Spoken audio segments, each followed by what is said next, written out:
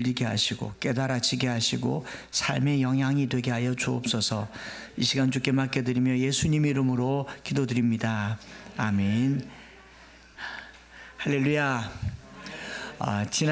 지난주부터죠. 사실 저희 교회는 오늘부터고 전국적으로 사도행전 설교가 시작됐습니다. 뭐 찾아보니까 안 한 교회도 있긴 있더라만, 그렇지만 저희가 오랫동안 사도행전을 올 한 해 설교하기로 올해 이제 가을에 로잔 대회가 국제 대회인데 지난 40여 년 동안 올해가 네 번째입니다. 한 10여 년 만에 한 번씩 열리는 이 복음주의 대회인데, 저희가 WCC 또 무슨 대회 때문에 교계가 갈라질 만큼 여러 가지 이슈가 됐지만, 그래도 그중에 가장 복음적인 국제 대회는 로잔 대회, 로잔 언약이라고 하는데, 거기에 이제 여러 목사님들이 10여 년 전부터 준비해서 한국에서 대회가 개최되게 되었고, 저희 목사님들이 함께 이 한국 교회를 어떻게 섬길까를 고민하면서 한 1년여 전부터 사도행전을 연구를 했습니다. 연구를 하고 목사님들끼리 모여서 같이 성경 공부를 하고, 프로페짜이라고 해서 이 소그룹인데 프로퍼시 예언자들 모임처럼 목회자 모임을 2주에 한 번씩 이른 새벽에 계속 가져오고 있던 중에, 이제 지난주부터 이제 사도행전 공동 설교라는 슬로건으로 많은 교회들이 동참하게 돼서, 이제 사도행전 설교를 어느 교회나 이렇게 유튜브에 보면 들을 수 있는 기회가 생기게 될 거죠. 사실 이렇게 같은 본문으로 여러 교회들이 동시에 설교한다는 거 굉장히 부담스러운 일입니다. 그렇죠? 제가 올포원에 6분 7분 설교, 3명이서 7분 정도 설교하고 토론하는 그것도요, 부담스러울 때가 있어요. 저분은 뭐라고 준비했을까? 저분은 뭐라고 준비했을까? 마치 도마 위에 올라가서 뭐 컨테스트 하는 건 아니지만, 그런데 이제 저는 갈 때마다 은혜를 받습니다. 와, 이런 훌륭한 목사님을 내 생전에 한번 만나는 게 얼마나 좋겠나 해서 한 30명의 목사님이 갈 때마다 바뀌는데, 제가 갈 때마다 사진 찍어요. 기념한다고. 사진 한번 찍어줘요. 그러면서 이 촌놈이 서울 가서 그런 분들 뵈니까. 그런데 설교 마치고 내려오면 괜히 겸연 적어요. 아유, 좀 더 잘 준비할 거, 이런 마음이 드는 게 너무 말씀이 좋은 겁니다. 하물며 사도행전으로 여러 교회들이 설교를 한다고 하면 이게 이제 부담이 되죠. 이 교회에서는 뭐라고 말할까, 저 교회에서는 뭐라고 말할까, 저 목사님은 뭐라고 말할까, 굉장히 부담이 되는데, 그러면서 기도하는 중에 그런 마음이 들더라고요. 이런 시도를 하는 것은 목회자가 설교를 잘하고 못하고 비교하려고 하는 게 아니라는 거죠. 같은 본문이 수많은 목회자들에 의해서 얼마나 다채롭고 다양하게 풍성한 의미의 구원을 형성할 수 있는가, 그게 사도행전이다라는 겁니다. 사도행전을 각 교회에서 읽는 것만으로도 우리 교회에 사도행전적 역사가 나타날 줄 믿습니다. 우리 한국교회가 로잔 대회를 통해서 다시 한번 복음주의로 몰입된 그런 교회가 되게 하기 위해서 모든 목사님들이 이 본문을 들고 섰다라는 거죠. 그래서 한 사람의 설교가, 목사님의 설교가 모든 메시지를 다 제대로 해석하고 완벽한 말씀으로 들려지지는 않잖아요. 그걸 알기 때문에 여러 목사님들의 설교를 통하여서 그 설교를 같이 풍성하게 만들자라고 해서 오늘 우리는 Acts Now라는 제목으로 설교를 하게 되는데, Acts는 사도행전이잖아요. Now는 지금, 사도행전의 역사를 지금의 역사로 만들자는 뜻이지만, 그 이니셜로는 Network of Witness에서 증인의 연대, 증인의 네트워크라고 해서 가는 곳마다, 사실 내가 땅끝까지 갈 수는 없지만 땅끝 저기 가까운 사람이 있잖아요.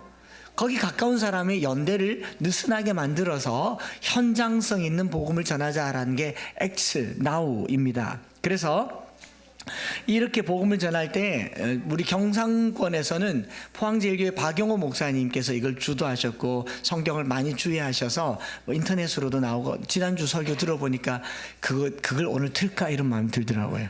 너무 은혜로웠어요. 박영호 목사님, 또는 우리 대구 동신교회 문대원 목사님, 대구 기쁨의 교회 김유봉 목사님, 이런 분들의 메시지를 한번 더 들어보시면 또 다른 은혜, 풍성한 은혜, 그 골매우는 채워가는 은혜가 있을 수 있다라는 생각을 해봅니다. 이제 본문으로 들어가겠습니다.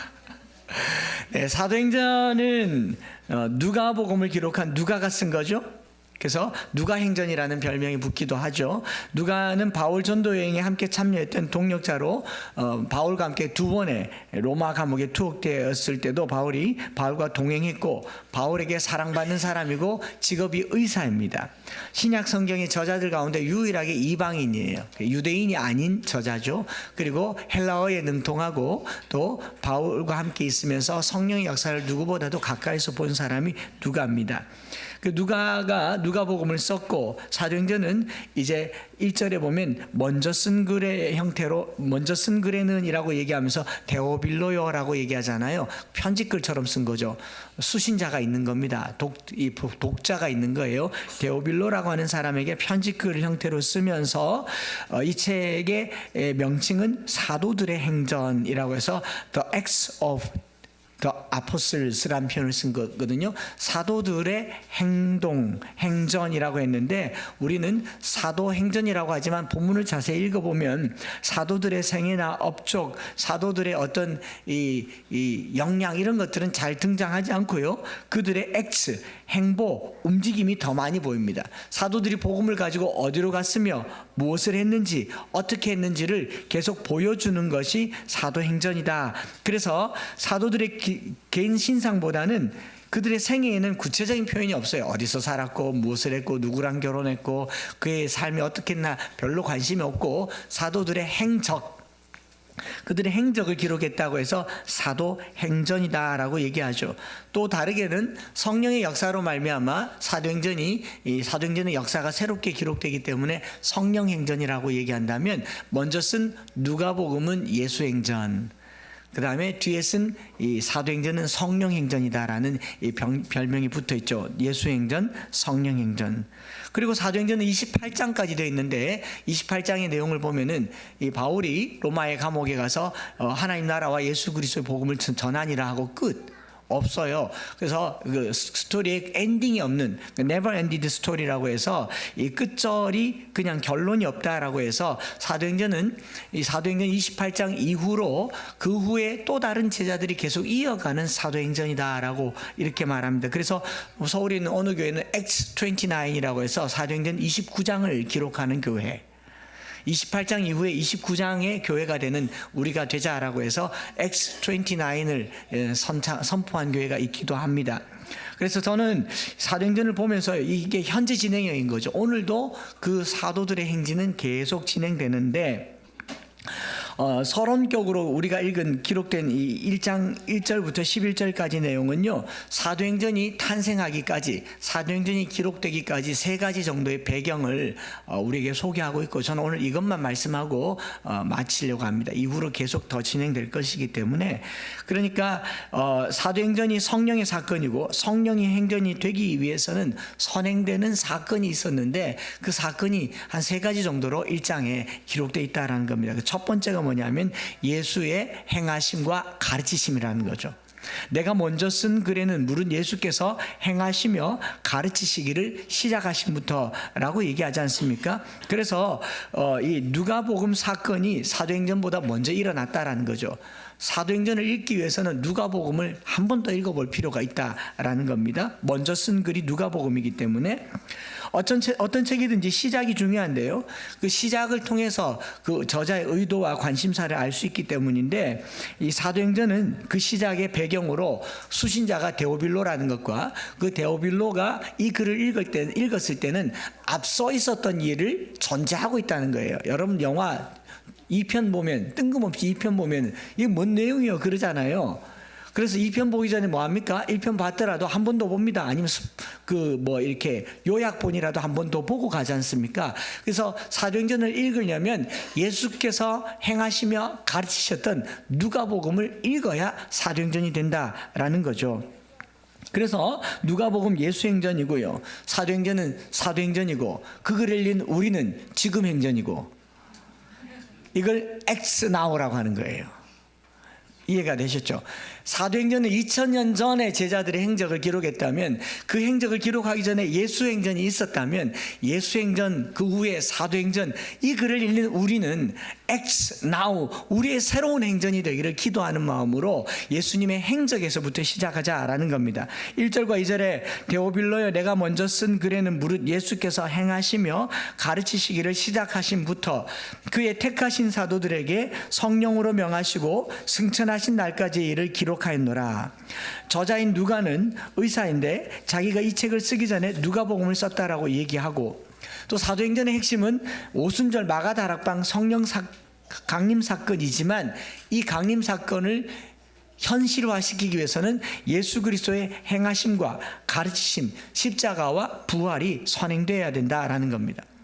사도행전의 가장 큰 특징 오순절 성령 강림 사건은 누가복음에서 소개되는 예수 그리스도의 행하심과 가르치심을 전제로 하고 있다라는 거죠. 그냥 조금 적용을 시켜봤어요.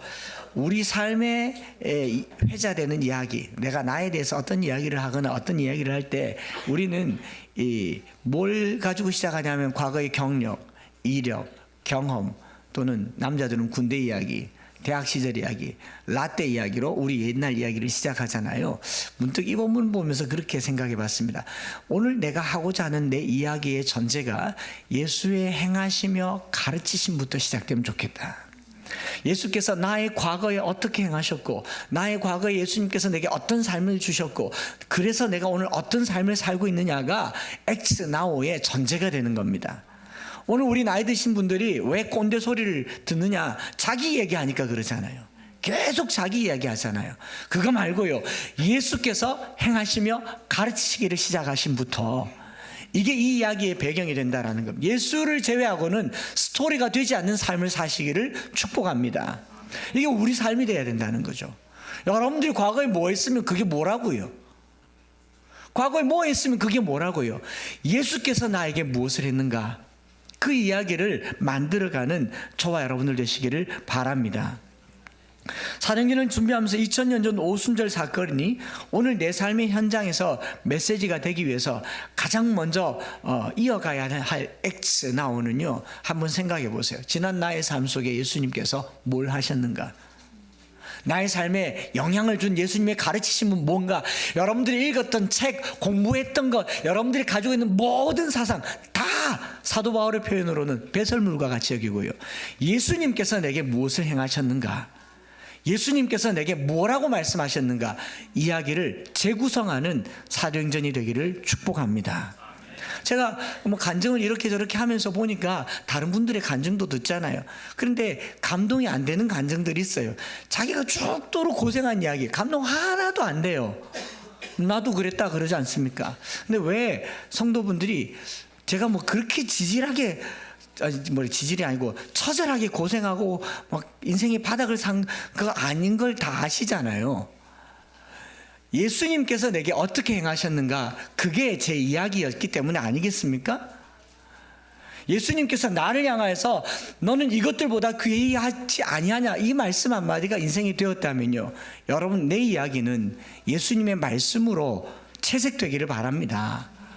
그래서 우리가 꼰대가 안 되려면요, 과거 이야기는 다 지우세요. 내 머리에 있는 거 다 버리시고요, 예수님이 내게 뭘 하셨는가, 내가 예수님을 만나고 어떻게 되었는가가 스토리가 되기를 바랍니다.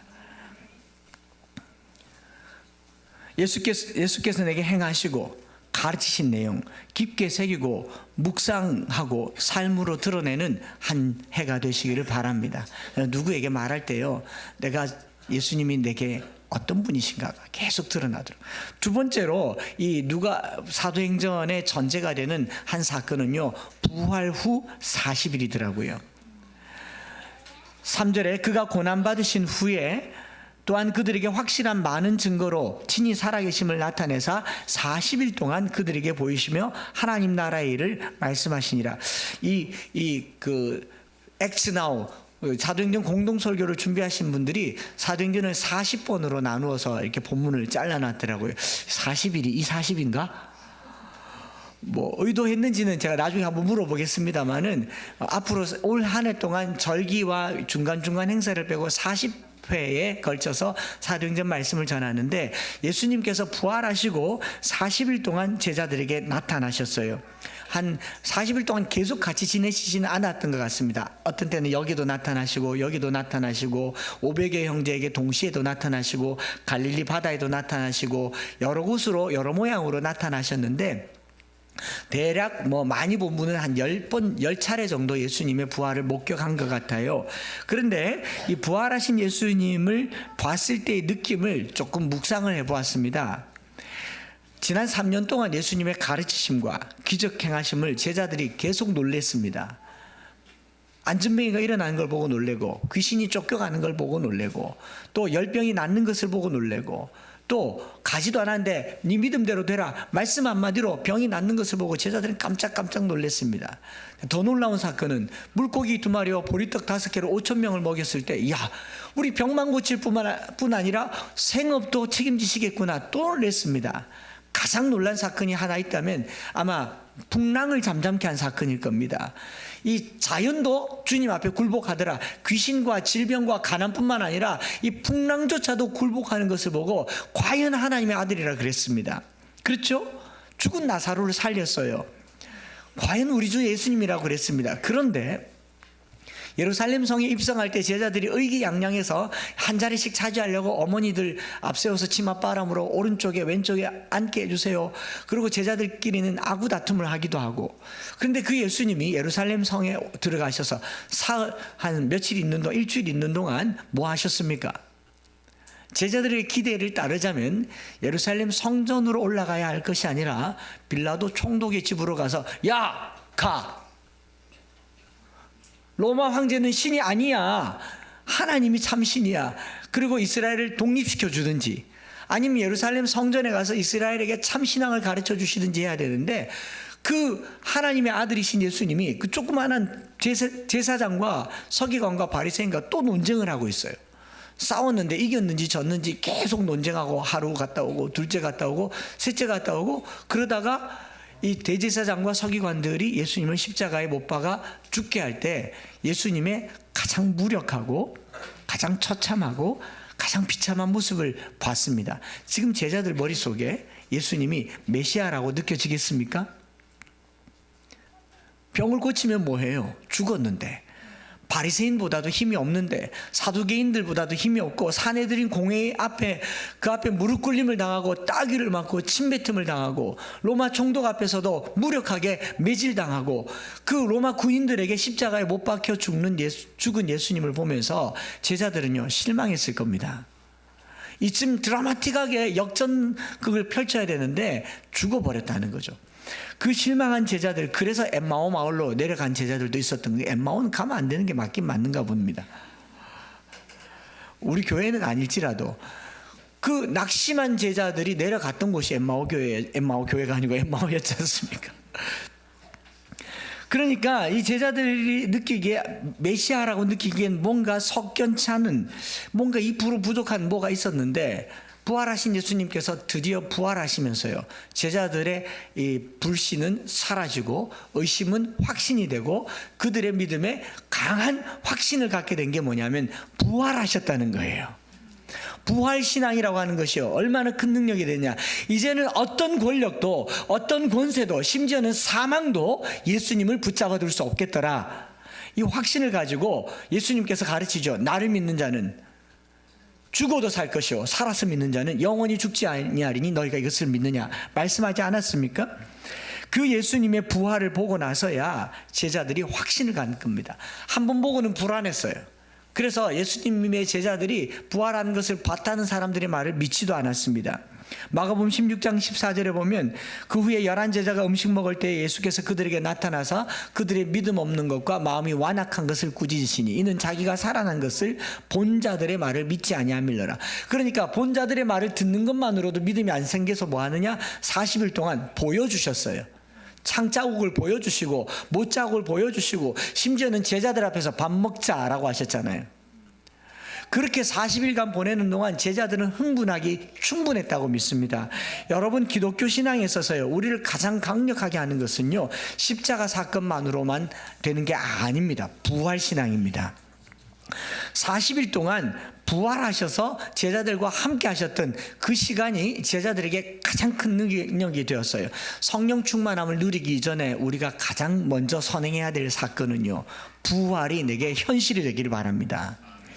우리 신앙생활 하면서요, 그리스도의 십자가 사건을 굉장히 중요하게 여겨야 됩니다. 맞습니다. 그래서 갈라디아서 2장 20절을 암송하면서 내가 그리스도와 함께 십자가에 못 박혔나니 그런즉 이제는 내가 사는 것이 아니요 오직 내 안에 그리스도께서 사시는 것이라. 이제 내가 사는 것은 나를 사랑하사 나를 위하여 자기 자신을 버리신 하나님의 아들을 믿는 믿음 안에 사는 것이라 매일 얘기하면서 나는 죽고 예수로 살아야 됩니다. 죽어라 죽어라 죽어라 그러고 또 살아나고, 죽어라 죽어라 죽어라 그러고 계속 살아나고.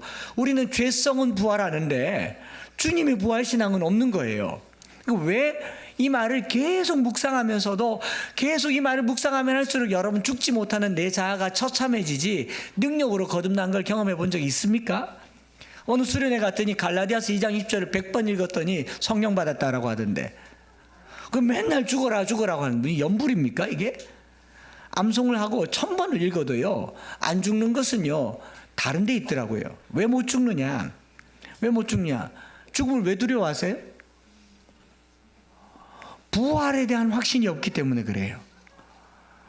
다시 산다는 생각을 가지면요 오늘 이 생명이 두렵지 않습니다. 인류에게 가장 최고의 두려움은 죽음이잖아요. 그 우리나라에 선교하면서 4대째 있는 그 선교사님이 왜 한국 사람들은 죽음을 그렇게 두려워합니까? 우리 선교사님들은 죽음을 두려워하지 않고 한국에 왔습니다. 이렇게 말했어요. 오다가 죽었어요. 아이를 낳고 죽었습니다. 풍토병에 죽었어요. 그럼에도 불구하고 그들이 이 땅끝인 조선 땅에 올 수 있었던 것은요 부활신앙 때문이었다고요. 오늘 저와 여러분들이 가장 강력하게 우리를 강하게 하는 힘은요, 성령 충만 받기 전에 우리는 죽어도 삽니다.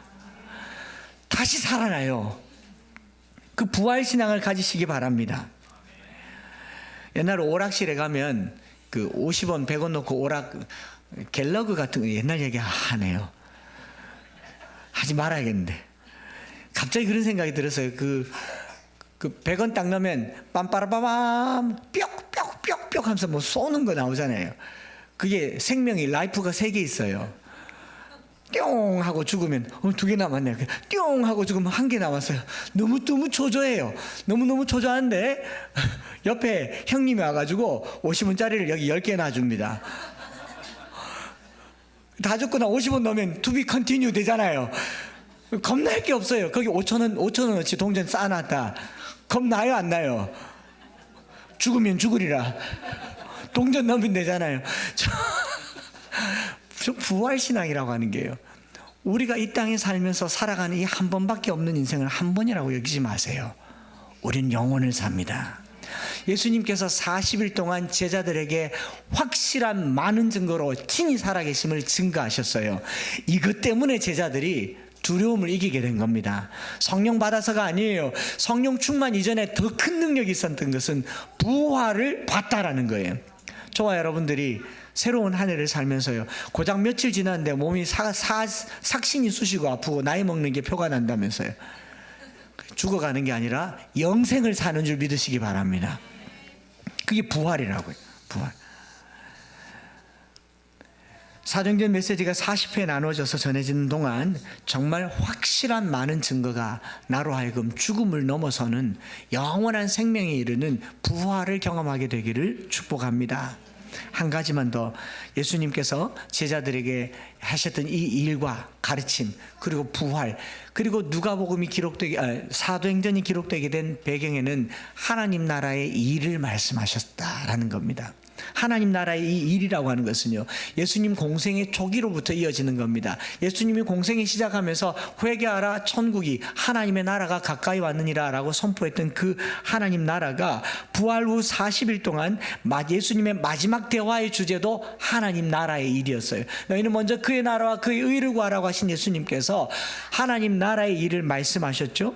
사도행전의 첫 장, 첫 절 가장 앞부분에 하나님 나라를 이야기하고 있고 계속 하나님 나라의 복음을 전하고 있고, 그리고 사도행전의 중심 주제는 성령이 아니라 하나님 나라입니다. 교회론, 성령론, 선교론 여러 가지 학문적인 이야기들을 담지할 수 있지만 사도행전은 하나님 나라가 어떻게 확산되어 가는가에 대한 메시지다라는 것이죠. 땅끝까지 이루어 가는데 사도행전의 맨 마지막 장 마지막 절에서도 사도행전 28장 31절에 하나님 나라를 전파하며 주 예수 그리스도에 관한 모든 것을 담대하게 거침없이 가르치더라. 끝. 사도행전 1장도 하나님 나라, 끝장도 하나님 나라, 더 거슬러서 예수 그리스도도 하나님의 나라, 예수 그리스도의 끝도 하나님의 나라. 이걸 우리 인클루지오라고 하죠. 인클루지오. 우리말로는 수미상관법이라고 하죠. 문학기법으로 처음과 끝에 이걸 넣어준단 말은 그 안에 있는 모든 것은 여기에 담긴다라는 겁니다. 우리가 하나님 나라에 관심을 가지면요, 지금 행전이 될 수 있습니다. X, now가 될 수 있는 거죠. 이걸 누구에게 말했는가를 생각해 볼 필요가 있어요. 1장 1절에 데오빌로요라고 얘기하죠. 누가복음 1장 3절에 보면 이 데오빌로가 어떤 사람인지 추측할 만한 구절이 있습니다. 그 모든 일을 근원부터 자세하게 미루어 살핀 나도 데오빌로 각하에게 차례대로 써보내는 것이 좋은 줄 알았노니, 각하라고 얘기했어요. 각하. 신구약 성경에 각하라는 표현을 쓴 신부는 몇 안 됩니다. 백부장에게 각하라는 표현 안 써요. 천부장에게 각하라는 표현 안 썼습니다. 누구에게 썼습니까? 총독에게 각하라는 표현을 쓰고 왕에게 썼습니다. 사도행전 23장 26절에 글라우디오 루시아는 총독 벨릭스 각하에게 문안하노이다 이렇게 얘기하잖아요.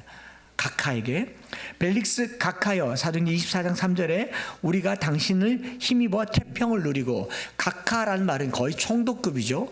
자, 그러면 이 데오빌로가 총독급에 해당하는 신분이라면 로마의 지위에서 꽤 높고요, 로마의 왕권과 로마라고 하는 나라의 그 시스템에 아주 중심에 있는 사람이 총독인데, 그 총독에게 뭘 얘기했다고요? 하나님 나라를 얘기했다. 이거요, 도발입니다. 당신네 로마 나라 끝났어 라는 말이지 않습니까? 그렇지 않습니까? 당대에 가장 강력하고 힘 있는 나라, 로마의 황제가 지배하는 나라, 이보다 더 이상적일 수 없다고 자부하던 로마의 원로들과 원탁계 회의들이 민주주의처럼 운영되던 나라, 거기에다 황제의 권력은 이 지상 최대였던 나라, 막강한 권력과 군사력과 정치력과 문화와 예술과 문학을 자랑하던 로마에 이 나라 말고 하나님 나라를 총독에게 말한다? 이거 무서운 일이죠. 처음부터 끝까지 예수님의 첫 사역에서, 그리고 사도행전의 끝까지 하나님 나라를 얘기합니다. 누가복음 4장 43절 44절에도 예수께서 이르시되 내가 다른 동네에서도 하나님 나라의 복음을 전하여야 하리니 나는 이 일로 보내심을 입었노라 하시고 갈릴리 여러 회당에서 전도하셨다라고 하지 않습니까? 계속 예수님의 사역을 누가는 하나님 나라 관점에서 전파하는 것으로 설명합니다. 이후에도 각 성과 촌에 두루다니시며 하나님 나라를 반포하시며 복음을 전파하실 때 12제자가 함께 했다라고 얘기하지 않습니까? 예수님의 가르치심 중에 비유로 가르쳤던 것은 다 뭡니까? 하나님 나라였어요. 하나님 나라는 이와 같다, 겨자씨와 같다, 누룩과 같다, 이렇게 얘기하지 않습니까? 한마디로 말해서 예수님의 가르친 핵심도 하나님 나라고, 예수님의 제자인 저나 여러분들이 전해야 될 복음도 하나님 나라고, 땅끝까지 이르러 증인된다라고 하는 그 증인도 뭡니까? 하나님 나라의 삶을 알려주는 거예요. 이게 천국이다, 이게 하나님 나라라. 죽어서 가는 것이 아니라 이 땅에 하나님 나라가, 가난한 자와 병든 자와 이 어그러진 사회 문화 속에 하나님 나라가 어떻게 펼쳐가는가를 알리는 게 증인된 삶이다라고 얘기를 하는 겁니다. 당시 로마 지배 아래 하나님 나라를 이야기한다는 거예요. 위험천만한 이야기입니다. 21세기를 살아가는 오늘도요, 여러분 북한에서 하나님 나라 전할 수 있습니까? 북한이 성경을 못 전하게 하는 가장 큰 이유는요, 예수 그리스도 십자가 아니에요. 죄사함 이런 거 얼마든지 전해도 문제가 되지 않습니다. 이 성경 말씀이 이북 체제에 걸리는 건 한 가지예요. 자기들이 유지하고 있는 체제, 시스템, 공산주의라고 하는 시스템을 무너뜨리는 새로운 시스템이 들어오니까, 하나님 나라, 하나님의 통치가 들어오니까 자기 주권이 무너지잖아요. 그래서 못 전하게 하는 겁니다. 십자가 복음요, 얼마든지 전해도 상관없을 거예요. 자기들에게 위해가 되지 않아요. 착하게 사는 거잖아. 죄 사함 받고 사는 거잖아. 중국요, 마찬가지입니다. 중국 삼자교회와 가정교회 차이가 뭡니까? 하나님 나라만 전하지 마라, 이게 삼자교회예요. 오늘 이 시대에 우리가 이 땅에 자유민주주의 국가에 살지만 여전히 하나님 나라는 이 나라의 위협이 되고 이 나라의 거부가 되고 이 나라의 위태로운 나라가 되기를 축복합니다. 여러분, 대한민국은 하나님 나라가 아니에요. 미국도 하나님 나라가 아니에요. 하나님이 통치하는 나라는요, 이런 나라가 아닙니다. 북한이 두려워하고 부담스러워하는 것처럼 이 나라 정부가 하나님 나라를 두려워할 때 그 나라가 비로소 능력 있는 나라가 될 줄 믿습니다. 가난한 사람에게 기회가 되고요, 병든 사람에게 돈 없어서 치료 못 받는 그런 일이 없는 나라, 하나님의 자비가 통하는 나라, 정직하고 성실하고 주를 경외하는 나라. 누가는 이걸 얘기한 거죠. 하나님 나라는 진정한 프로테스탄트죠. 기독교의 원래 명칭이 프로테스탄트입니다. 이 정부를 거역하는 거예요. 우리가 언제부터 친정부 그랬습니까? 나라를 위해서 기도하지만 이 나라는 하나님 나라가 아닙니다. 이 정부의 법은 하나님 나라의 법이 아니에요. 이걸 바꾸는 게 우리의 사명이라고요. 그 약속을 기다리라는 거죠. 사도행전이 오늘 우리의 행전 X, 나우가 되기 위해서 예수님의 행하심과 가르치심으로 철저하게 무장되시기를 바랍니다. 예수님의 부활이 오늘 내게 죄와 사망과 죽음의 권세를 이기는 능력이 되기를 원합니다. 오늘 우리가 살아가는 이 세대, 이제 뭐 또 총선이니까 난리도 아니겠죠. 이건 하나님 나라가 아닙니다. 저들이 부담스러워하는 하나님 나라 우리가 만듭시다. 제3의 신당이 아니라 신당이 되기를 바랍니다. 신당, 하나님의 당이 되기를 바랍니다. 이 기독교인들이 살아가는 삶의 모습이 세상 사람들에게 부담스러워야 돼요. 부담을 줘야 되는 거죠. 예수님께서 이렇게 얘기하시면서 사도와 같이 모이사 명령한 것은 이거 한 가지뿐입니다. 4절에 저들에게 분부하여 이르시되 예루살렘을 떠나지 말고 내게서 들은 바 아버지께서 약속하신 것을 기다리라. 내게서 들은 바 아버지께서 약속하신 것을 기다리라. 오늘은 여기까지. 엠마오를 떠나지 말고 제게서 들은 바 하나님의 약속하신 것을 기다리고 2주 후에 성령으로 세례받는 것을 to be continue 하려고 합니다. 왜냐하니까 여기 요한의 세례, 성령 세례, 그리고 땅끝까지 이르러 증인이 되는 삶, 성령으로 권능을 받는 건 너무 중요한데 이 짧은 시간에 이야기가 아까웠어요. 제가 오늘 과감하게 3분의 1을 뚝 떼어서 엠마오를 떠나지 말고 2주를 기다리십시오. 성령으로 세례를 받을 때까지 기도하시면서 기다리면 좋겠다 생각을 하면서요, 제자들이 예루살렘을 떠나지 않는 거 두려워요. 여러분, 이 예루살렘에서 얼마 전에 예수님이 십자가에 못 박혔습니다. 자기 스승을요 십자가에 못 박았어요. 그걸 제자들이 눈으로 봤습니다. 트라우마가 생기는 곳이에요. 자기 스승이 죽은 것입니다. 여러분, 가족 중에 누가 천국 가면 그 집에 안 살고 싶은 게 사람 마음인데 예수님이 십자가에 못 박힌 예루살렘이에요. 지금도 예수를 따르는 예수의 도당이라고 하는 사람을 잡으려고 혈기등등하여서 제자들을 찾아다닙니다. 이들의 고향은 갈릴리예요. 빨리 집으로 가고 싶을 겁니다. 왜 예루살렘을 떠나지 말고 여기서 기다리라고 하겠습니까? 이제 명절을 지키려고 사람들이 다 몰려올 때 그 성령의 역사의 때를 위해서 하나님께서 때로는요 기다림이라고 하는 방법을 쓰더라고요. 여러분, 기다릴 때 오는 동시감정이 뭐냐면 불안감, 초조함, 두려움, 간절함, 이런 것들이 생기잖아요. 기다려 보셨어요? 누가 약속을 안 지켜서 10분 동안 안 오면요, 안 기다리지 않으면 10분 정도는 기다리잖아요. 기다리면서 에이 갈까? 가면서도 또 돌아봅니다. 혹시나 오려고. 또 가면 또 돌아봐요. 왜요? 기다림이라고 하는 게 우리에게 굉장한 인내를 요구하게 하거든요. 여러분들이 사도행전을 시작하면서요, 주님께서 우리에게 성령으로 역사하실 때까지 우리의 삶의 자리, 두려움의 자리, 염려의 자리 떠나지 맙시다. 포기하지 맙시다. 그거 붙들고 성령께서 우리 가운데 나타나시기를 축복합니다. 예수님의 행하심과 가르치심으로 우리의 이야기를 삼고 예수님의 부활을 나의 능력으로 삼고 하나님 나라의 삶을 오늘 삶의 현재로 삼는 엑스 나우가 되시기를 축복합니다. 이 찬양 함께 드리십시다. 이 찬양이 그 찬양 같아요. 지금 서 있는 이곳에서 높임을 받으소서. 내가 밟는 땅 주님의 땅이니 하늘이 주의 이름 높이며 넓은 바다가 주를 노래하리라.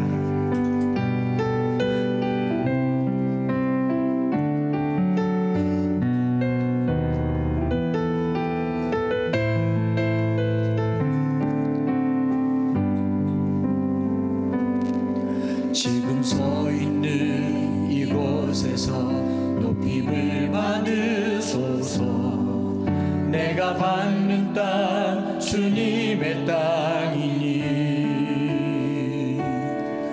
하늘이 주의 이름 높이 올리며 넓은 바다가 주를 노래해. 같이 한번 지금 서 있는 이곳에서 높임을 받으소서. 내가 밟는 땅 주님의 땅이니 땅의 모든 족속에게 나아갈 때에 하늘이 주의 이름 높이 올리며 넓은 바다가 주를 노래해. 모든 만물 주를 경배해. 모든 입술 주를 찬양해. 천지를 만드신 만물의 통치자 높임을 받으소서. 내 평생에 주의 이름 높이며 어느 곳에 서든지 주님을 예배하리라. 예배하리라. 내가 아버지의 영광이 선포되어야 하리. 찬양하며 주님을 예배할게. 하늘 가득한 주의 영광 보리라. 나를 통하여 나의 입술을 인하여 주의 이름 높임을 받은 모든 만물 주를 경배해. 모든 만물 주를 경배해. 모든 입술 주를 찬양해. 모든 입술 주를 찬양해. 천지를 만드신 만물의 통치 높임을 받으소서.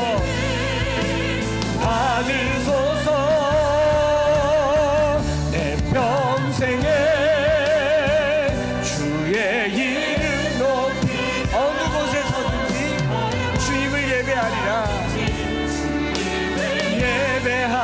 예배하리라. 내가 밟는 모든 땅 아버지의 영광이 선포되야. 찬양하며 주님을 예배할 때 하늘 가득한 주의 영광 보리라. 나를 통하여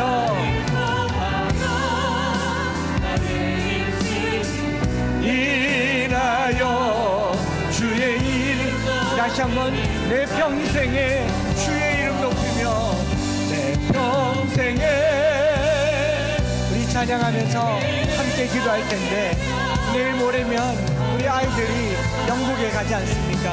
어느 곳에서든지 주님을 예배하고 저를 통하여 이 아이들을 통하여 주님 높임을 받을 수 있도록 아버지의 증인이 될 수 있도록 우리 기도하는 마음으로 같이 찬양합시다. 찬양하며 주의 이름 예배할 때 하늘 가득한 주의 영광 보리라. 나를 통하여 나의 입술을 인하여 우리 자녀들을 향하여서 너를 통하여 너의 입술을 인하여 주의 이름을 통하여 너의 입술을 인하여 주의 이름 높임을 받으소서. 우리 시간에 한번 기도합시다. 우리 아이들 내일 모레 영국 가잖아요. 저들이 서 있는 곳이 땅끝입니다. 여러분, 땅끝, 고대 사회의 땅끝은 비행기가 없던 시절이잖아요. 걸어서 바다 만나면 거기가 땅끝입니다. 제가 산티아고 가봤잖아요.